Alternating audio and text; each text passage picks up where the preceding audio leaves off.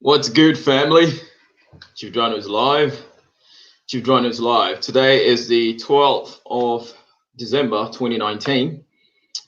Time waits for no man. Time is flying. I am privileged to be on here talking about Africa. Okay, my channel is mostly about, or my channel is mainly about Pan-Africanism. Okay, the global unification of everyone of African descent. This is what I do. I believe it's only through unity that Africans can do anything meaningful or achieve meaningful gains. Moving forward into the future, it's been projected Africa's population will be over 4 billion people by the close of the century. When you look at Africa's economy, all the economies are rising. Okay, everybody knows that the future of the world is Africa. Okay, and Africa is the future. So my part to play in this is to bring you education and awareness about what's happening on the continent, and I promote education. Okay, I always say that education is key. Okay, education is key to everything. Okay, in all your endeavors. Okay, make sure you have proper education. Okay, because that's going to set the standard for your performance. All right, so welcome to my channel. If you're new, I am Chief Drano. Please subscribe. I highly appreciate everyone that has subscribed. My go-to sources are africanews.com and ghanaweb.com. So those are the main website that I frequent for my news updates. So I do have a few news articles that I want to present to you. On the menu today is the first thing I'm going to talk about is the Nobel Peace Prize. Last month, Abiy Ahmed won the Nobel Peace Prize, and today yesterday he's been formally, recognized, given formal recognition for his award. And what was remarkable was that Abiy Ahmed knew that he was not in this all by himself. He had partners or people he calls, or someone he calls a partner and a comrade, and that is in the name of Isaias Afwerki, the president of Eritrea. Abiy Ahmed, if you follow my channel, Abiy Ahmed has been in this spotlight since he took office as Prime Minister of Ethiopia in April last year. He's taking major strides in even joining peace, coming together of Eritrea and Ethiopia. The likes which haven't seen, unity in the past 20 plus years. When Eritrea launched an offensive to break away from Ethiopia, the two nations haven't seen eye to eye so much that I do have Eritrean friends and I do have Ethiopian friends, and here in Australia they do get along. They do get along, but they do not speak well of where they come from. If I make a mistake and I call an Eritrean Ethiopian, they get very offended. When I call an Ethiopian Eritrean, they get very offended. So this is the state of affairs in Africa. That's why I say that unless we unite, okay, we can't achieve anything meaningful. Okay, and moving forward, achieving economic stability, economic development, regional development, stuff like that. You need unity, you need stability, you need peace of mind to achieve all these things. So Abiy Ahmed has done all that. He's spurred Ethiopia into an economic giant in Africa, and he's championed peace all over the Horn of Africa, East Africa, Sudan. He managed to broker peace between the Sudanese military government and the civilians. It was all Abiy Ahmed. Okay, it was all Abiy Ahmed. Brokered peace in Somalia, Kenya, Ethiopia, Somalia. It's all Abiy Ahmed. Okay, he's the central figure. So if you follow my channel for a while, you would have noticed last year I have been presenting you news and development regarding the strides of Abiy Ahmed and his counterparts and how he's trying to bring peace into the region. If you want to see more in-depth analysis on Abiy Ahmed, I do have videos in my archive, so you can check it out. The news making headlines in Africa. We have the Nobel Peace Prize. Currently, there's a live streaming video going on about Abiy Ahmed's Nobel Peace Prize currently in Ethiopia, so you can check it out as well. Ethiopia PM hails Eritrean leader as partner, comrade in peace. So we'll look at that. Okay, so the next one is horrors of war trenches motivated peace with Eritrea, says Abiy Ahmed. Okay, and speaking of peace and stability, okay, Canada-Africa relations building and sustaining peace together. So I'm going to talk about that. Okay, why they're not our friends. Okay, how and why Canada is not our friends. Okay, so we should be mindful of that. Moving on to GhanaWeb.com, we have Bank of Uganda explains drop in Uganda's economy. So this article here is going to shed light on majority of African countries and their economies and so on and so forth. So that's a bit of a read on that one. We have measles vaccinations team in Cameroon attacked, motives questioned. Okay, so we're going to look at that as well. We're talking about these people sending vaccines to Africans, sending diseases in the name of polio vaccines and stuff like Ebola research, blah blah blah.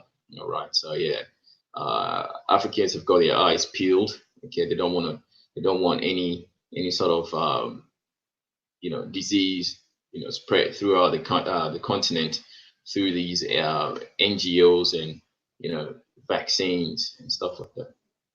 So we're looking at Tanzania starts using effective HIV drug, which I'm going to talk about. Okay, so if you're interested in traveling on the continent, you should be very, very careful, especially East Africa. HIV is rampant over there, so you need to really, really protect yourself. If you're going to be promiscuous, all right, you need to use the condom, okay, and just have healthy lifestyles. Okay, just have a healthy lifestyle, you'll be all right. And finally, I'm going to talk about improving Nigeria's power supply. Now we know the one major problem in Nigeria is power supply. So we're going to talk about that. Okay, and yeah. So boom, Mr. Niger boy, a bit funny, isn't it? So you gotta use the rubber though. You gotta use the rubber. All right, boom. Okay, so the first article I'm gonna read is the Abiy Ahmed situation. Okay, it's so honorable. Okay, it's so honorable. He's the honored son of Africa. Okay, winning the Nobel Peace Prize for 2019.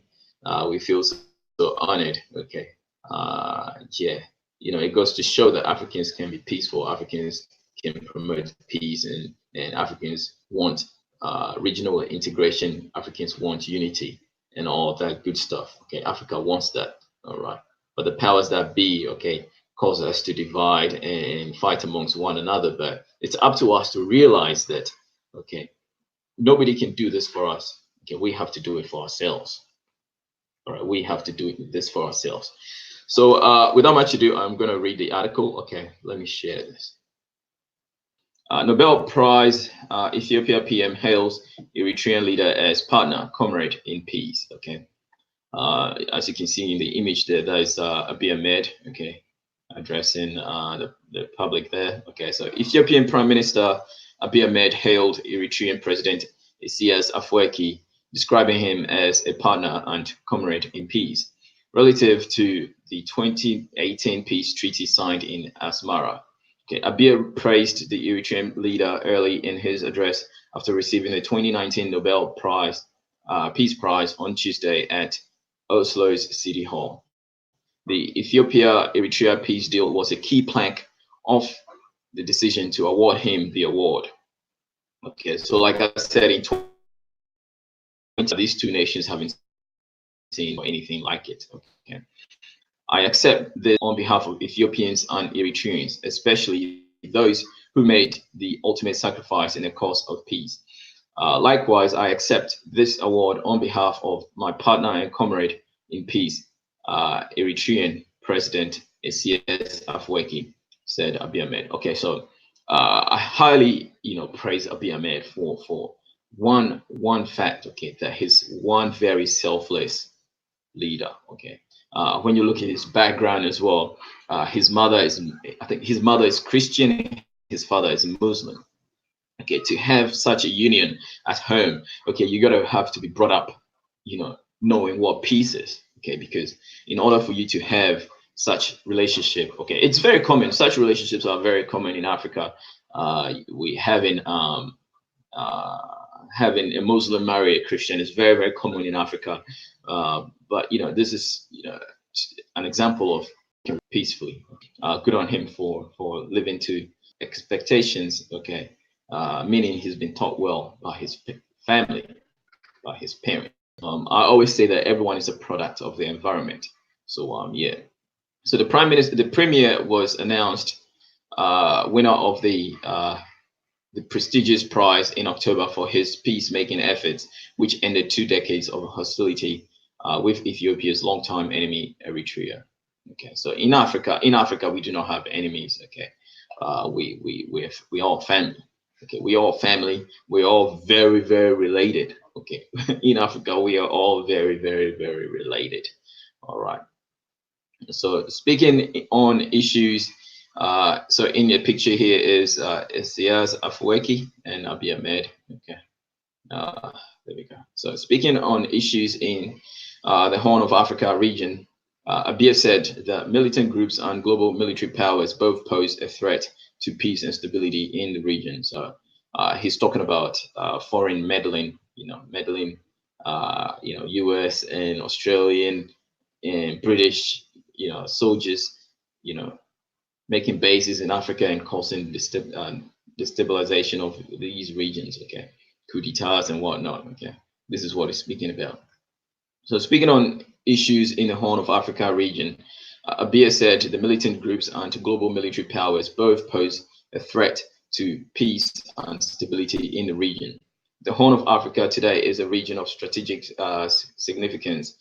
The global military powers, superpowers, are expanding their military presence in the area. Terrorist and extremist groups also seek to establish a foothold. We do not want the Horn to be a battleground for superpowers. Okay, so Abiy Ahmed cleverly put, okay, if you see the Horn of Africa, it's actually a major shipping lane. Okay, we're talking about Ethiopia, Eritrea, Djibouti, Sudan, Egypt, Kenya, Tanzania, Mozambique. All that region is a shipping lane. Okay, so in regards to Britain and in the US, North America, trying to make their way to the east, okay, shipping through the Mediterranean, okay, cutting across the Suez Canal, through the Gulf of Aden, past the Horn, okay, past Somalia and all that, okay, and making it into the Indian Ocean. Okay, this is what it is. Okay, you can see Somalia is destabilized because all the shipping, especially all these cruise liners, all these cruise ships making their way through the Red Sea into the Indian Ocean have to pay taxes to these African countries. Okay, they all have to pay taxes and revenues to these African countries. So if they destabilize all these African countries and there's corruption is rampant in all these African countries, of course, African countries are not going to be reaping the benefits of their sovereignty, their waterways. So all these shipping lanes and all that are just open for these people to exploit. All right. And speaking of that, there's a ton of oil in these regions as well. So this is why all these military powers are there. Okay, it's all strategic. All right. So it's up to Africans to wake up. It's up to Africans to wake up and smell the coffee. But it is happening. Okay, it is happening. Have faith as time goes on, as Africans are getting educated technology is widespread throughout Africa. Africa is now manufacturing their own mobile phones, smart mobile phones. Okay, everyone can have access to the internet and educate themselves. So I mean, definitely, and this is what the West have always feared. We're speaking of the United States and Canada, Britain, the entire European Union. They've always feared. Okay, they didn't want to give Africa technology because they know that if Africans catch up with technology, okay, it's a done deal. Okay, Europe is a done deal. All right, so this is what it is. So it's all about manipulation. Okay, starving Africa with technology and development and stuff like that. So it is what it is, right? So nobody's going to do it for us. We have to do it for ourselves. All right, so I'll take that again. So the Horn of Africa today is a region of strategic significance. The global military powers are expanding their military presence in the area. Terrorists and extremist groups also seek to establish a foothold. We do not want the Horn to be a battleground for superpowers. All right, so well said, Mr. Abiy Ahmed. Despite the peace efforts, Abiy has faced criticism over his attempts to impose unity, including forming a single national political party. Okay, and this is good.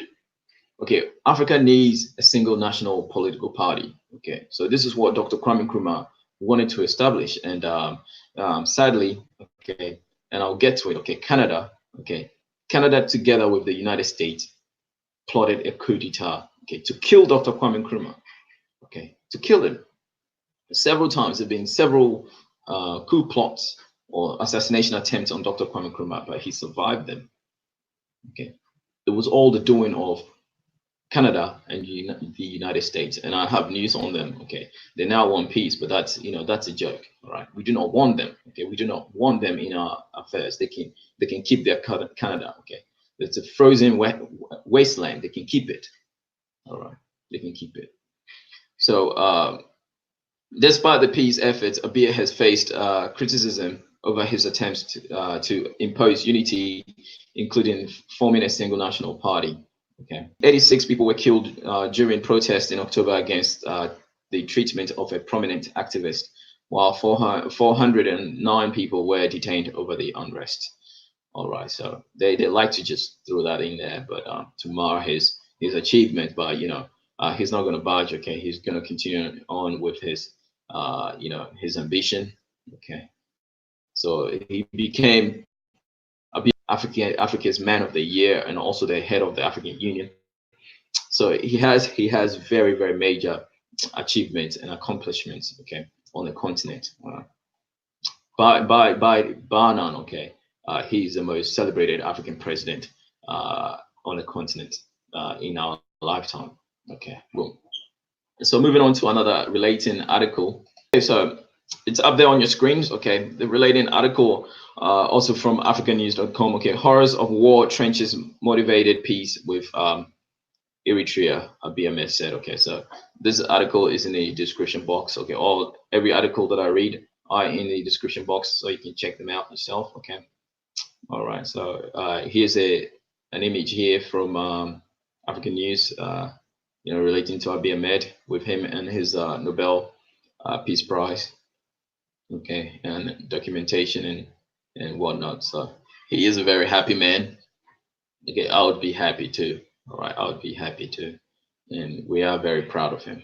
All right, we are very proud of him. Okay, it goes to show that Africans can be peaceful. Okay, all the people around the world who say that Africans are killing one another. Okay, this is a major achievement here. An African is trying to promote peace and unity and stability in Africa. Okay, all right, in the name of Pan-Africanism. All right, so yeah, this right here is what Pan-Africanism can do. All right, so Pan-Africanism is not dead. This is what it is. All right, boom. The winner of this year's Nobel Peace Prize says his horrifying experiences as a young Ethiopian soldier and end conflict with the neighboring country, which is Eritrea. Ethiopian Prime Minister Abiy Ahmed spoke at Oslo City Hall in Norway's capital, where he received his Nobel on Tuesday. Okay. War is the epitome of hell, for all involved. In war, there are no winners. All right. If you die fighting for something, okay, you have lost. You have lost what you were fighting for because you're dead. All right. If you die fighting for something that you love, okay, you've lost it because what? You're dead. It makes no sense, right? So I think this is what it is, right? War is the epitome of hell for all involved. Okay, I know because I was there and back. He said, accepting the prize. Okay. The evangelists of hate and division are wreaking havoc in our society using social media. They are preaching the gospel of revenge and retribution on the airwaves. This is the message of Paul Kagame as well. Okay, uniting his country, okay, Rwanda, and making it a very, very prosperous country in less than 20 years. All right. All right, so moving on. Abiy won the prize in part of making peace and peace with Eritrea after one of Africa's longest running conflicts. Abiy served in the army during the war. 20 years ago, I was a radio operator attached to an Ethiopian army unit in the border town of Badame, he recalled. I briefly left the foxhole in hopes of getting a good antenna reception. It only took about a few minutes. Yet upon my return, I was horrified to discover that my entire unit had been wiped out in an artillery attack. So he's a very lucky man there. Abiy, now 43, took office in early 2018. It was actually, I think, April 23rd, 2019, and 2018, sorry, April, he said, okay, which Dynast often says misery merchants, okay, people that make money off the misery and suffering of other people. Okay, this is the entire West, i.e., the United States. They make their wealth, okay, off the suffering of Africans, right from the transatlantic slave trade, all right, till date. Okay, they make their wealth by exploiting Africa. We have to wake up. We have to educate ourselves as African people, you know, to do for self. Okay, do away with any tie with these people, the West. Okay, because they mean it's no good. All right. So moving on, the Peace Prize also recognized against domestic reforms, including the release of tens of thousands of prisoners and the return of once banned opposition groups. But since the prize was announced in October, it has faced growing challenges at home, including bloody protests. All right. So just, I mean, who doesn't have it? We have it in the United States, everywhere. There's been this is what dissenting voices do, dissident people do. A November launch of his book promoting his national unity philosophy, protesters burned copies of it in the streets. The protest had erupted after an outspoken activist who had returned from exile asserted that his government provided security detail as being removed. He pardoned one of his generals who went on, who was imprisoned. He turned around and staged a coup d'etat, killing prominent people in government. You know, this is what it is, right? So moving on, the claim came a day after Abiy had warned unnamed people that if you threaten our peace and security, we will take measures. The government said 78 people were killed in the unrest. Okay, in Oslo, he called on my fellow Ethiopians to join hands and help build a country that offers equal opportunities for all. The evangelists of hate and division are wreaking havoc in our society using social media. They are preaching a gospel of revenge and retribution on the airwaves, he said. Tensions with another regional power, Egypt, over Africa's largest dam project have led. Ethiopia wants a peaceful settlement of the Nile water dispute, but could muster millions to fight if needed, he said recently.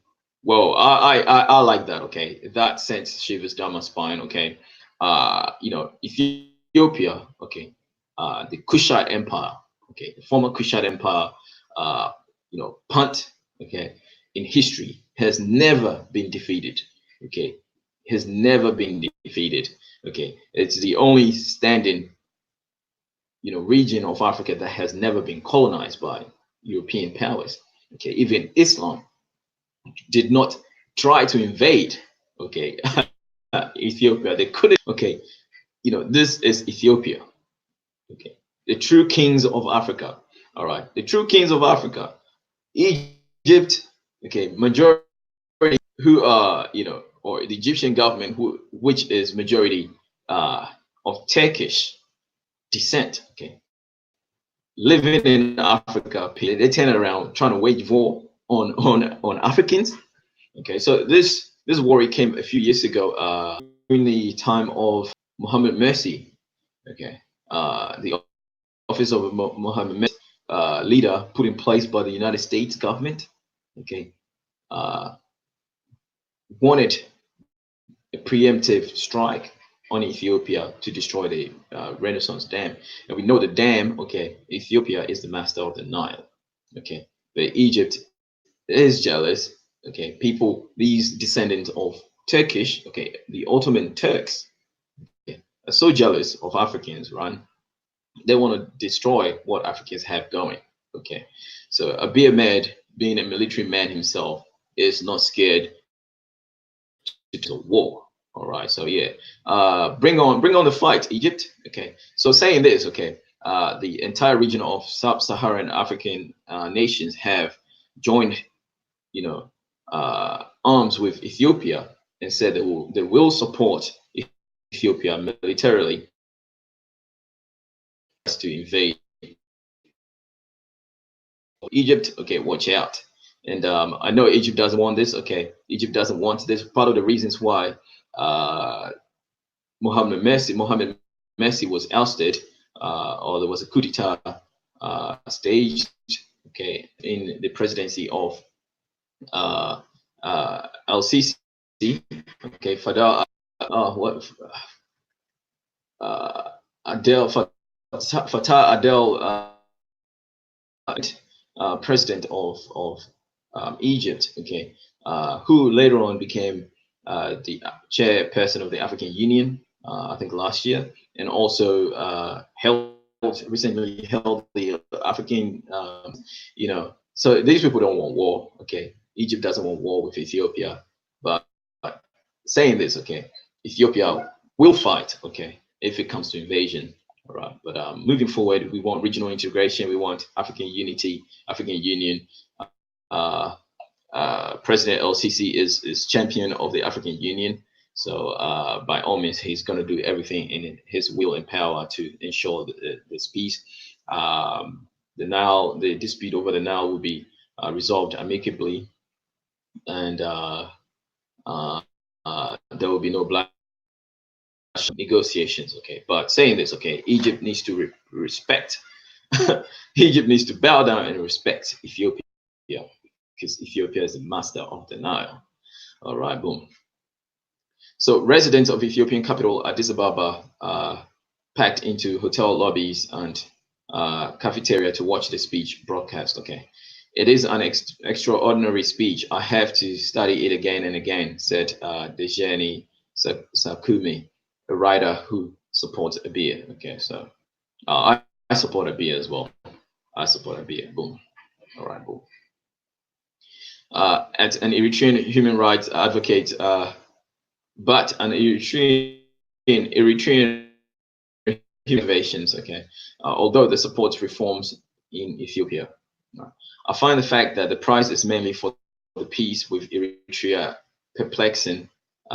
As a year and a half on, there is hardly any evidence of peace dividend, especially for the long-suffering people of Eritrea.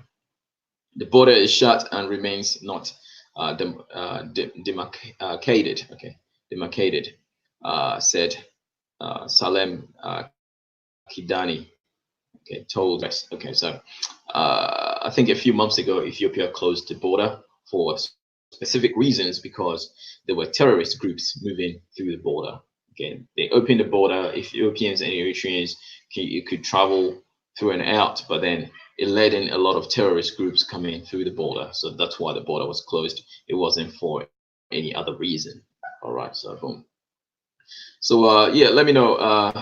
Let me know in the comment section. Let me know what you feel about, or how you feel about Abiy Ahmed and his award. So yeah. Okay, so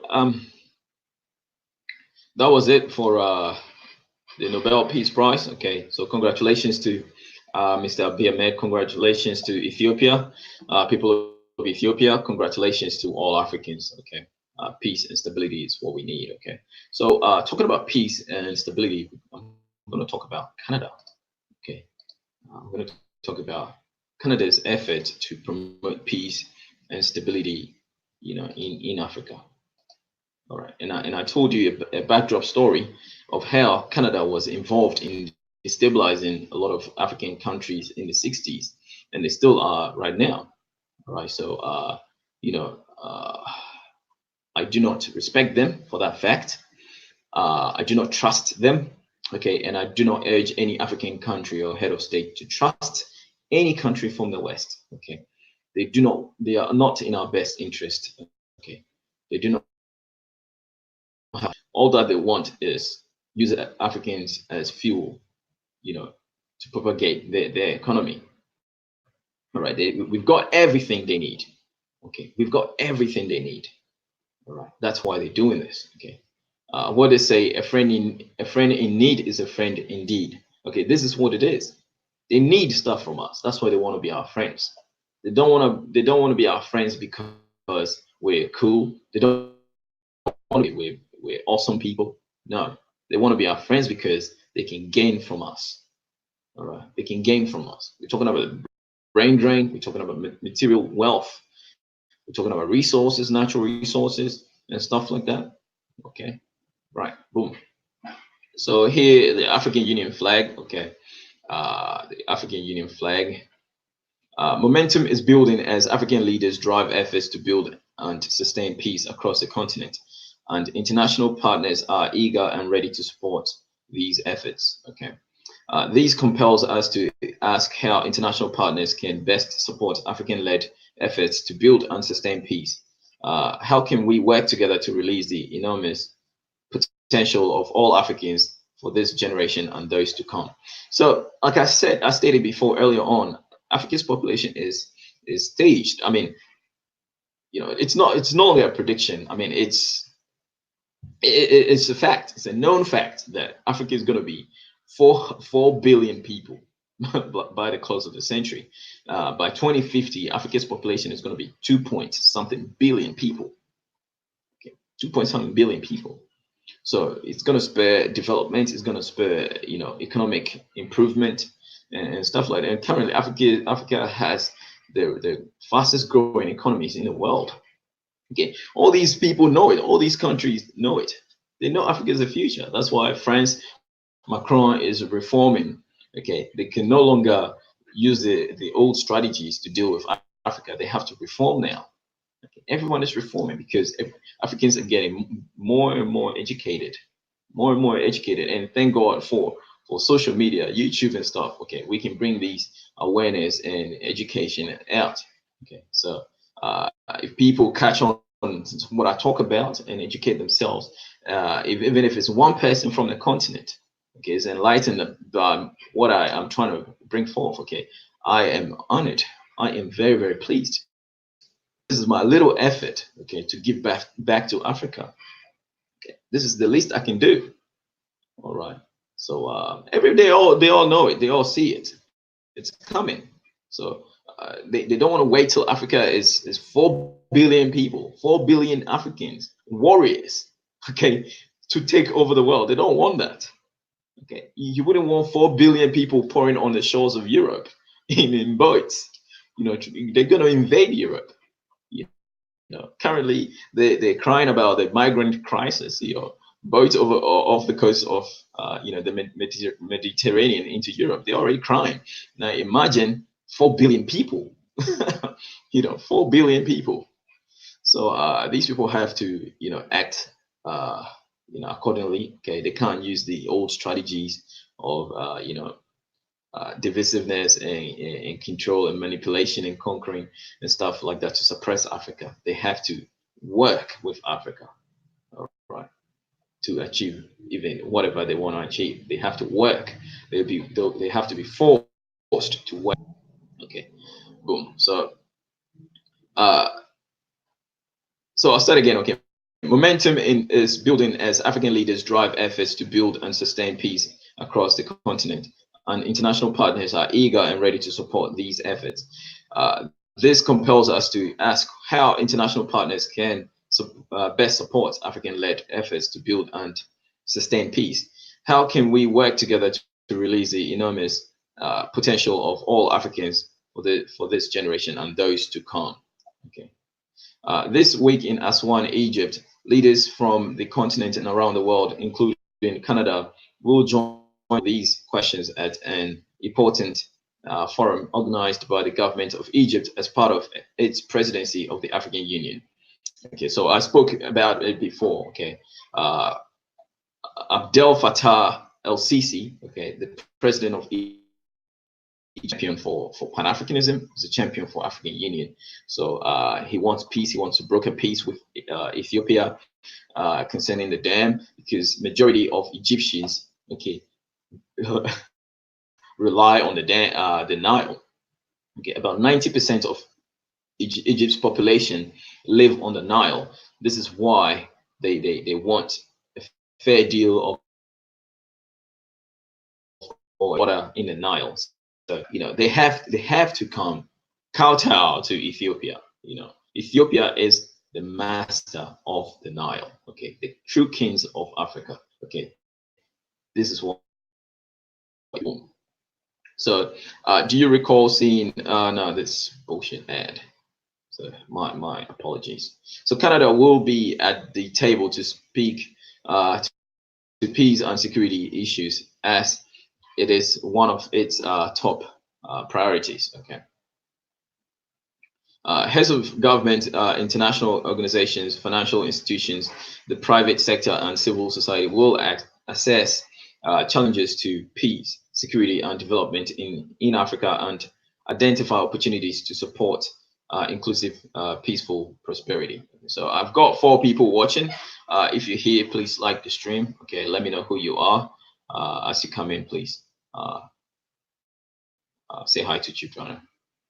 Canada values its long-standing partnership with Africa and is keen to be an ever more effective partner in your efforts to expand trade and investment, to address climate change, and to support peace and security.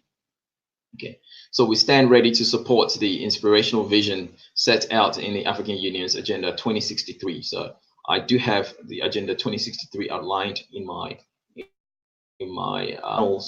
front page. Okay, check it out. Okay, the link to the Agenda 2063 is in my channel overview. Okay, check it out, read it. It's all about Pan-Africanism, and it includes everyone of African descent.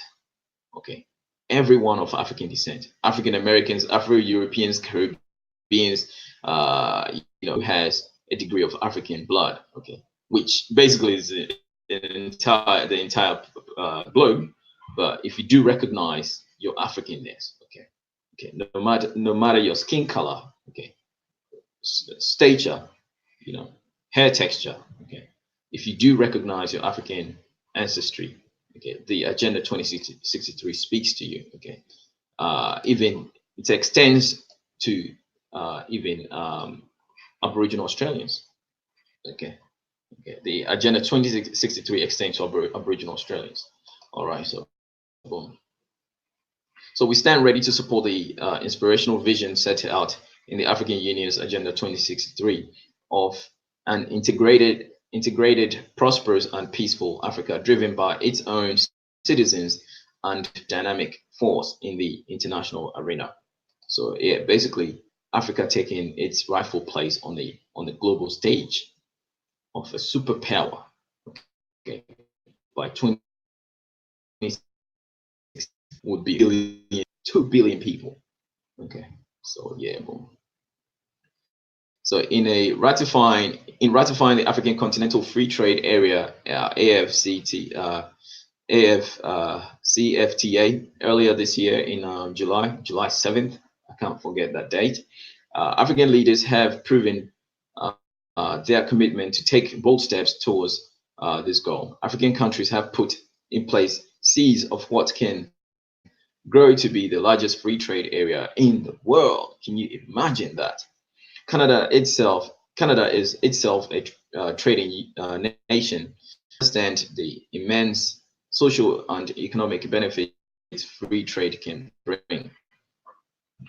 Was the founding donor of the African Trade Policy Center, which helped develop homegrown African expertise to support the trade negotiations. Okay, you can ask the reason why. Why are they doing this? Africans flooding their countries. They do not know what they do not want Africans flooding boats. Okay, in the coming decades. Okay, by the year 2050, 2100, Africa is going to be 4 billion people. And if you do not cater for 4 billion people, these people are going to be seeking opportunities elsewhere. We know that the birth rate countries, all these Western countries, are very, very low, under 1%, or one child per family. Okay, under that, less than one child per family. In countries in Europe, in the United States, in Canada, even here in Australia, they know that Africa is going to overpopulate everywhere else. Okay, and if all these countries, if they need workforce, it's going to come from Africa. So they do not want Africans flooding their countries. So the best way, okay, the best form of defense is offense. Okay, one of the best forms of defense is offense. Okay, so in their efforts to combat these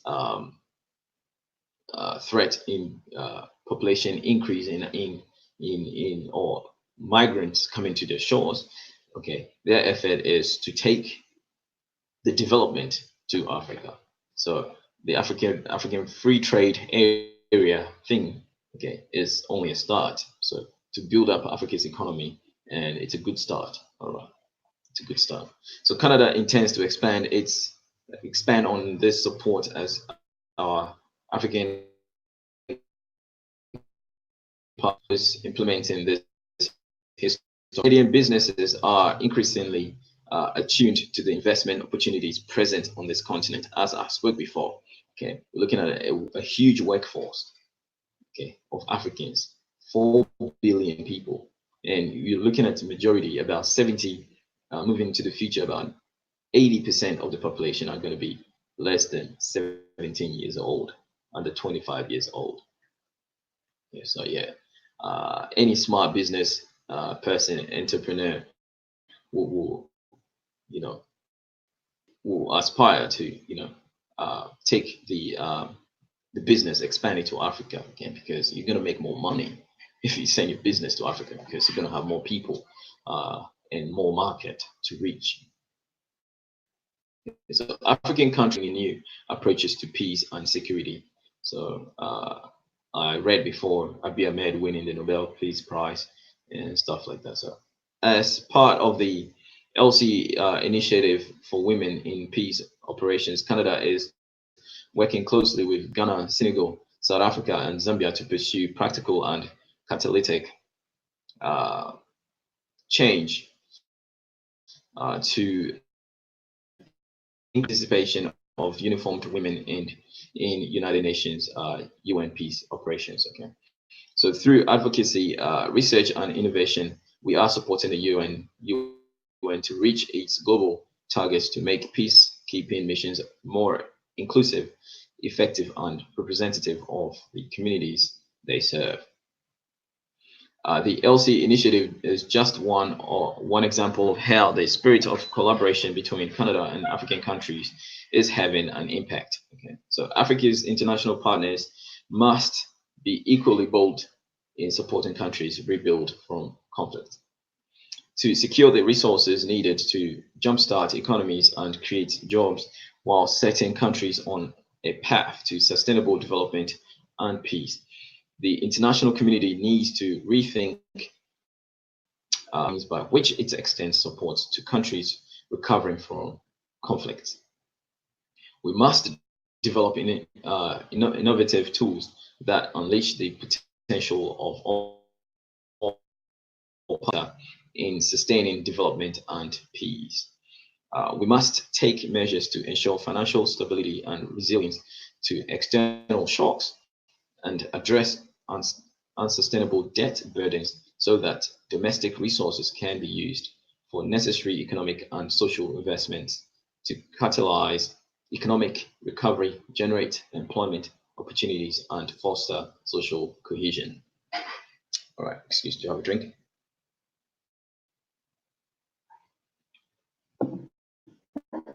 Moving on, listening to our African partners to understand what is most needed. So Canada will bring those important considerations to the forefront as chair of the UN Peace Building Commission for 2020. So we will work together with our African partners to strengthen the links between the Peace Building Commission, the UN Security Council, and other organs of the UN and the African Union to ensure that the economic needs of populations affected by conflict are integrated into decisions related to the UN peacekeeping operations. Okay, we will work to deepen the peace building commission's links with the World Bank, the International Monetary Fund, and the African Development Bank to ensure that financing aimed at fragile and conflict-affected states is a more proactive part of UN decisions on peacekeeping operations. Okay, so Canada wanted on to help develop forward-looking approaches to international peace and security, from peacekeeping and policing to peace building and transitions. Okay. View to address climate change, promote economic security, advance gender equality, and strengthen multilateralism. We will encourage and promote enhanced collaboration between the UN Security Council and African Union. Also continue to break down the silos between security and development and between governments, the private sector, and civil society, okay, as well as between traditional and non-traditional partners. Okay, nearly 20 years ago, our collaboration with African partners was instrumental in passing the landmark UN Security Council Resolution 1325.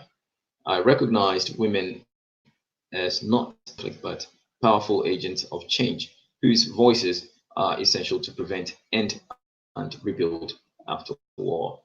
Okay, so you're listening, women. Okay, women are always the booty of war. Okay, spoil of war. So you know, you need to work with the men, right? We do not want this feminist, sexist agenda in Africa. Okay, right. The woman doesn't have a place in Africa. Okay, right. It's called equilibrium. Right, that's what it is. So at the Aswan Forum on the UN Peace Building Commission, and hopefully on the UN, will continue working to ensure that people most affected by policies have a say in creating them. Okay, so this is the policies affecting Africa, but in creating its policies. Okay, so things are changing now. Everything is changing. Okay, so Africa is now, African countries are now placed on the Security Council. Okay, so whenever there's going to be a security summit, okay, the reason why a country like Libya was invaded was because Africa was not amongst the Security Council. Countries like Iraq, Syria, and stuff like that were invaded. It's because Africa had no say in that. Okay, so now Africa will have a say in that. So we recognize the crucial and diverse contributions of African youth, okay, and the global leadership and potential economic power that exists, including that of African women. Okay, so these people factoring all these. Okay, these people are scientists. Okay, scientists. Okay. These are social scientists. They study. Okay, they study what's happening in the world. Don't think these things are just being pulled from the sky. Don't think that. They study these things. Okay, they see it's coming. It's a projection. They can't bypass it. That's why you see all these countries like Canada and all these France and Britain and all these re-strategizing because they see it. They see an avalanche coming, right? They see an avalanche coming. Yeah.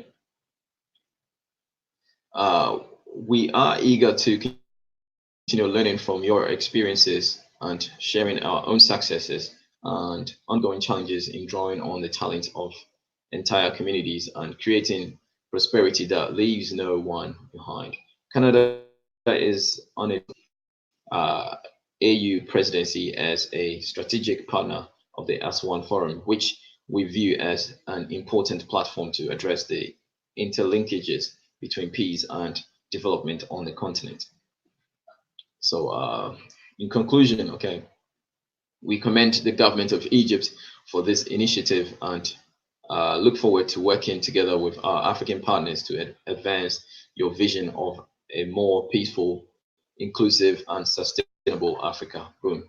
Okay, so hashtag African Union. Okay, so I said that Egypt is championing the African Union uh, in the name of Abdel Fattah el-Sisi, okay, the president of Egypt, who wants regional and continental integration. So Egypt also houses the African Development this embassy, okay, in Ethiopia. Opinions expressed in view articles are closely are solely those of the office. Okay, so boom, that was it. Okay, that was it. I do not want. Let's have a look in the chat. Who is here? Who is here? Let us know who you are. Anyone sent me email yet? Let me have a look at my email. Nobody's emailed me. Nobody wants to jump on. Okay, so I do not have any emails from anyone in the chat. So moving on, I'm not gonna stay here for too long. It's past 1 hour now, so I'm gonna cap it. Okay, but I'm gonna look at a GhanaWeb.com. I'm not gonna read all of those articles. Like I said, any article that I present on the stream, okay, will be in the description box, so you can check it out for yourself. Okay, and have a read. Okay, have a read. So we do have so the Bank of Uganda. Okay.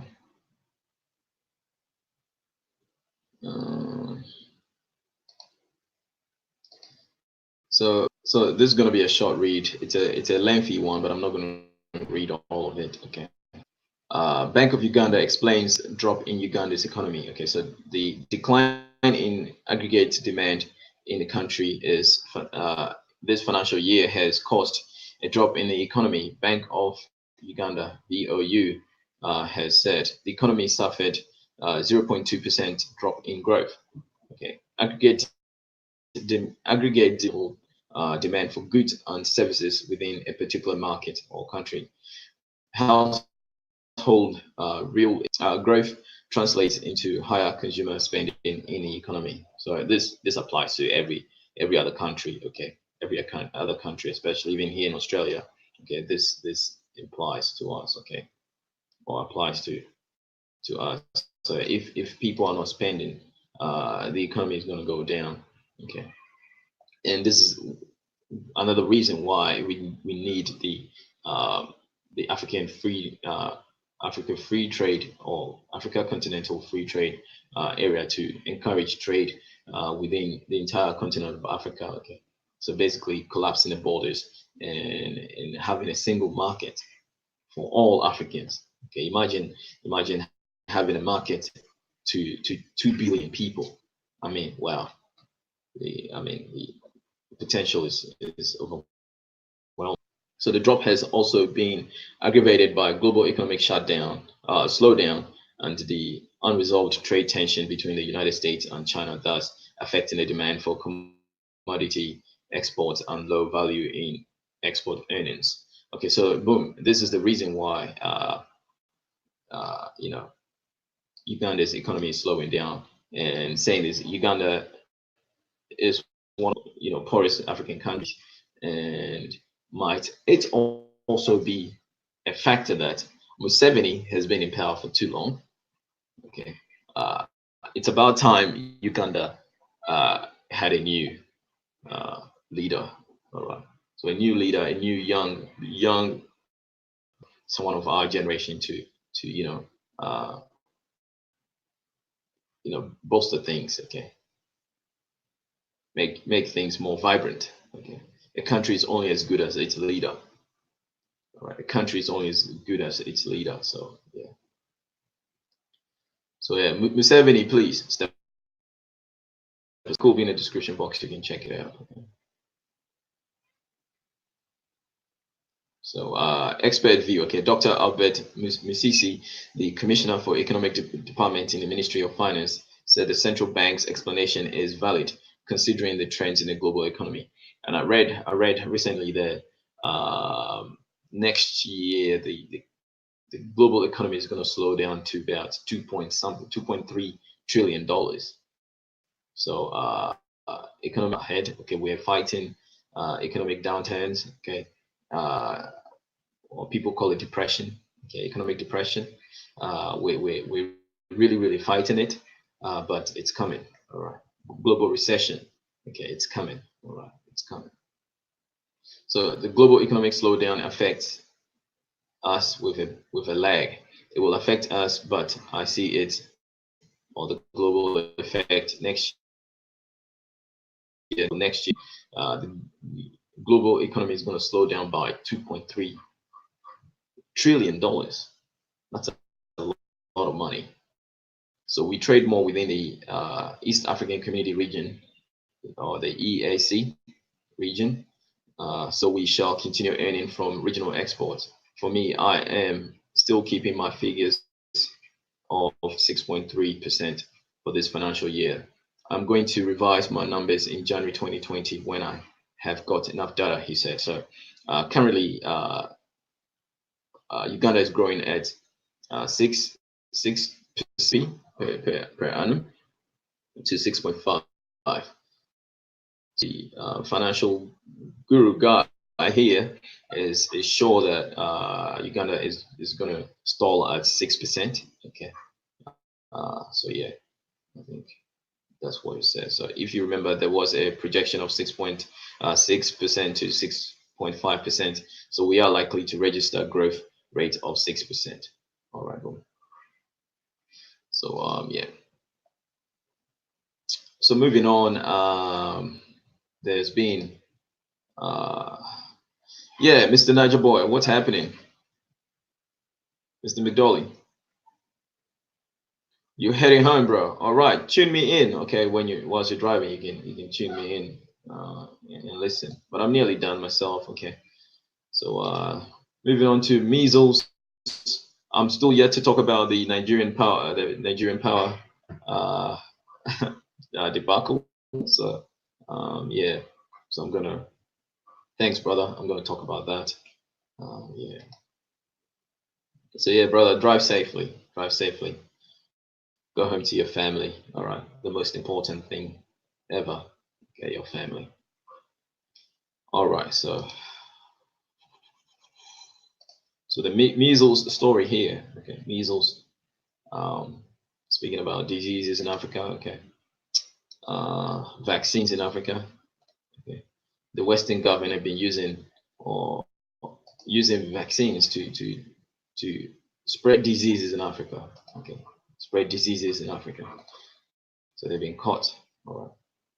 So moving on to Cameroon, okay, GhanaWeb.com. Okay. Measles vaccination team in Cameroon sent 12 children. All right, so this is very serious. Okay, this is a very serious issue. So many rural Cameroonians. Yeah, let's see what's happening here. So many rural Cameroonians distrust vaccination campaigns, which have been organized as part of a national initiative to stop measles outbreak that has afflicted a number of children. 34-year-old Samuel Amugu, a vaccination team member in Cameroon's southern commercial town of Iboloa, is still recovering from wounds he sustained from angry parents the vaccination campaign. Okay, he says Roman Catholic clergy transported him and 5 other vaccination team members to Iboloa Regional Hospital after angry protesters or angry parents harassed them last Friday in front of a local government school. Okay, so the parents did not want to hear any explanations. They did not allow me to speak. I just got blows to my face and all over my body, severe beatings on my face and all over my body, Amugu said. Okay, so the article goes on and on and on, talking about cases where vaccines have caused these people, so some say that the vaccinations are trial drugs that may paralyze their babies. Okay. So others claim the religious practices prohibit them from having children vaccinated. So these are anti-vaxxers. Okay. But you need these vaccines to be tested for contaminants. Okay. All right. So yeah.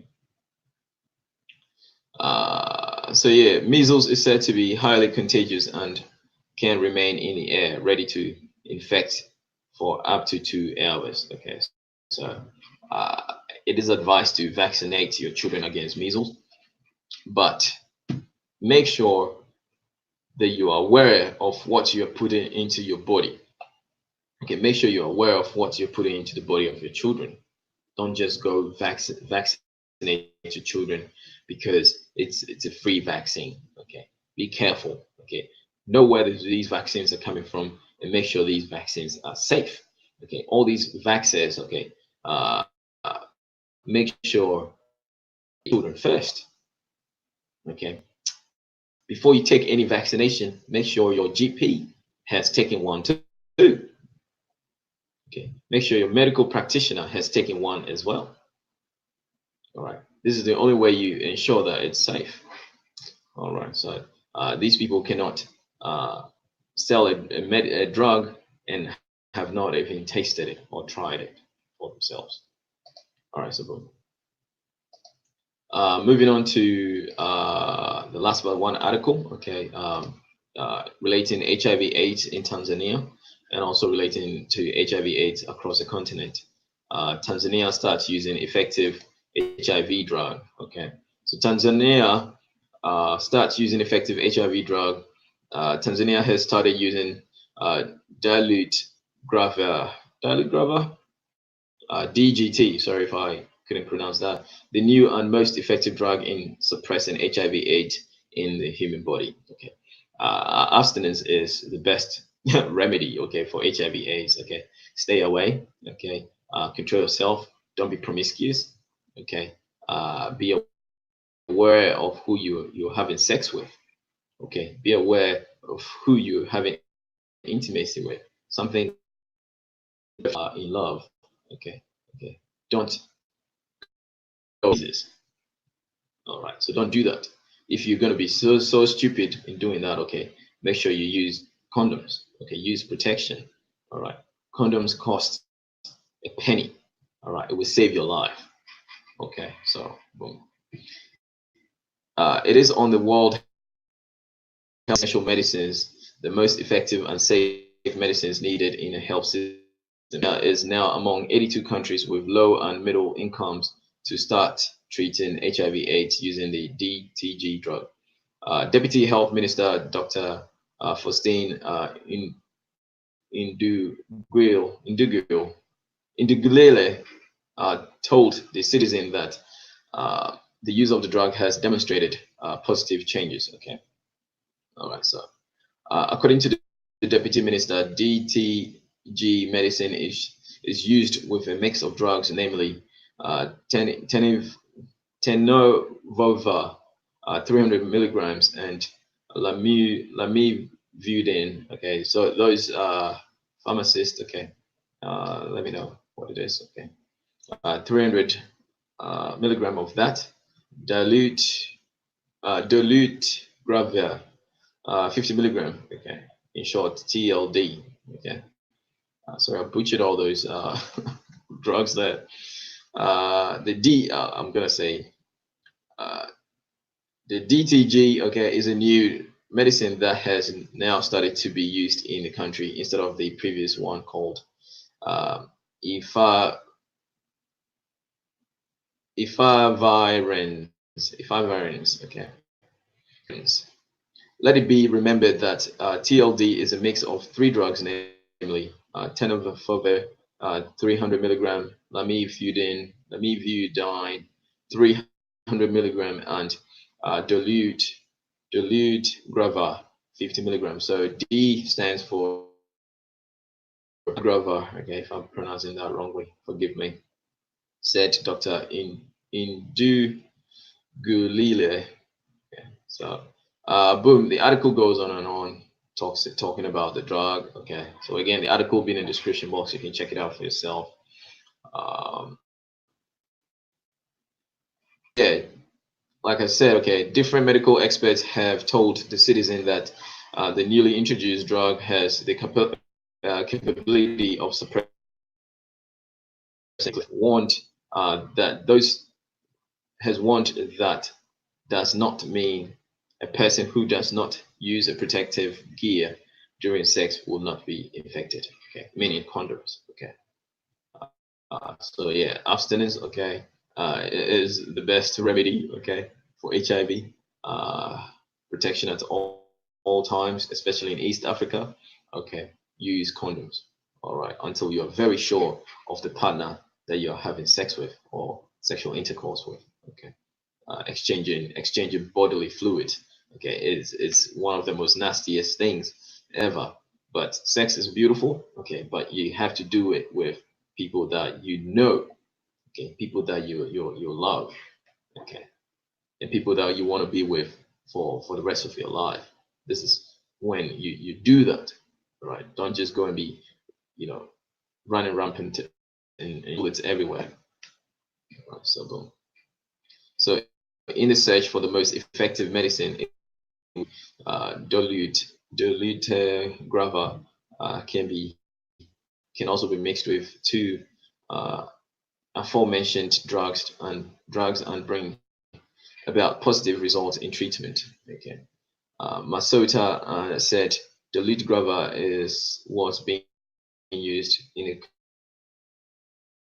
a country, but it was new in the country. So for now, a mix of tenofovir plus lamivudine plus dilute grava TLD will do. Okay, so yeah, that's the article for anyone concerned about HIV sufferers, HIV treatment and stuff like that. There's your source there. There's a new drug that you can get, but to be sure that you don't contract HIV/AIDS, okay, stay away, okay, from having unprotected sex. Okay, it will save your life.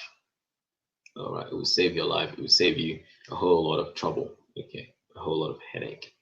All right, boom. So moving on to the final article, it's a short read. Improving Nigeria's power supply. This is a short read. I will share this. Okay, and I shall close out. Okay. So another article from GhanaWeb.com. Okay, improving Nigeria's power supply. So we know Nigeria suffers a lot of power problems. Okay, there's a lot of power outages, and if you want industrialization, okay, you need power. Okay, if you want to build industries, if you want to invite industries in Nigeria, you need to fix your power infrastructure. Okay, so we're gonna read here a solution here. Okay, it's a short read. Okay, so Rabbi or Rabbi is Isiaka Rabbi of Information and Media Studies, Bayero University, Kano State. Electricity generation, transmission, and distribution are very crucial to national development and economic prosperity. Over the years, appreciable progress in the area of constant supply of this engine that lubricates the economy of every nation continues to be a mystery, particularly in Nigeria. Not only in Nigeria, in Ghana as well. Okay, throughout Africa, there seems to be mismanagement and stuff like that, right? There's no reason why Nigeria should suffer, power cuts and stuff like that. Okay, there's no reason, point blank. Okay, period. In Africa, anybody should be suffering, power outages. Okay, where are the innovations for solar panels in Africa? Right, and all the dams and stuff like that you can man or dam all the rivers that you can dam. We're talking about the Volta, we're talking about the Niger. Okay, you can dam all those rivers to generate electricity for the entire country. A non-functioning government, okay, a corrupt government, you start having all these problems that will stall in progress. Okay, so suffice it to say that various models have been tried, including the event that culminated in the privatization of the sector. Uh, just as electricity supply becomes a reality in Nigeria.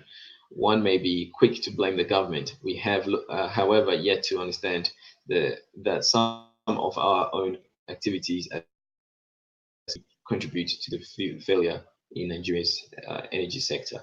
So that's a lie. That's a lie. Okay. Research has shown that for Nigeria to be fully sustainable in power supply, the country needs to generate an estimated 30,000 to 35,000 megawatts of. China has now built a dam on the Yangtze. If I can remember, I did that during my civil engineering course.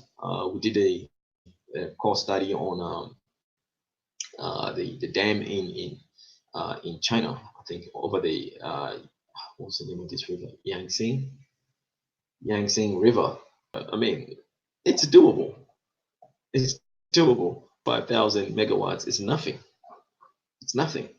Okay, so unfortunately, Nigeria presently is unable to generate between 4,000 and 5,000 megawatts. So that's nothing.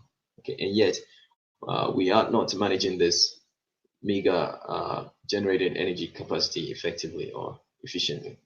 So to achieve this, therefore Nigerians need to start imbibing the habit of power conservation in order to save energy to improve their lives and property.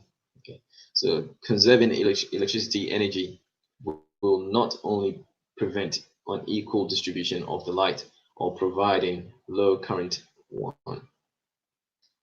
It will also prevent hazardous effects that may likely cause fire incidents due to power surges. In most cases, refusal to conserve the energy leads to numerous damage, thereby leading to loss of lives and property.